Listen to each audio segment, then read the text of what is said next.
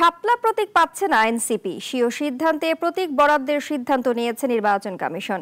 বিধিমালায় প্রতীকটি অনুমোদিত নয় বলে জানিয়েছেন ইসি সচিব। নতুন প্রতীক বরাদ্দ করে জারি করা হবে বিজ্ঞপ্তি।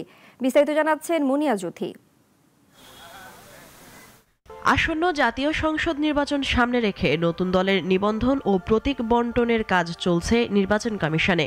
এরই মধ্যে শাপলা প্রতীক চেয়ে আবেদন করে জাতীয় নাগরিক পার্টি।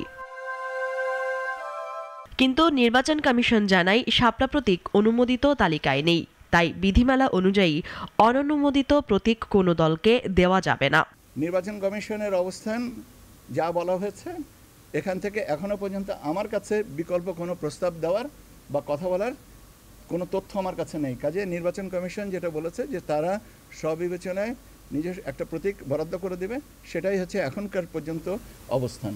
এর আগে নির্বাচন কমিশন সচিব জানিয়েছিলেন 19 তারিখের মধ্যে এনসিপি বিকল্প প্রস্তাব না দিলে কমিশন স্বীয় সিদ্ধান্ত গ্রহণ করবে। এক প্রশ্নের জবাবে ইসি সচিব বলেন, গণভোটের ব্যাপারেও কমিশনে কোনো তথ্য আসেনি। আমি গণভোটের ব্যাপারে যেহেতু বলেছে যে আমাদের গণভোট সম্পর্কে নির্বাচন কমিশনে আমার জানা মতে এখনো পর্যন্ত কোনো তথ্য আসেনি, তো যে তথ্যটা আসেনি সেটার পরে অনুমান ভিত্তিক কোনো কথাবার্তা আমার মনে হয় বলা উচিত না। ভোটের প্রস্তুতি প্রসঙ্গে বলেন, এবারে ভোট হবে 42,761টি কেন্দ্রে।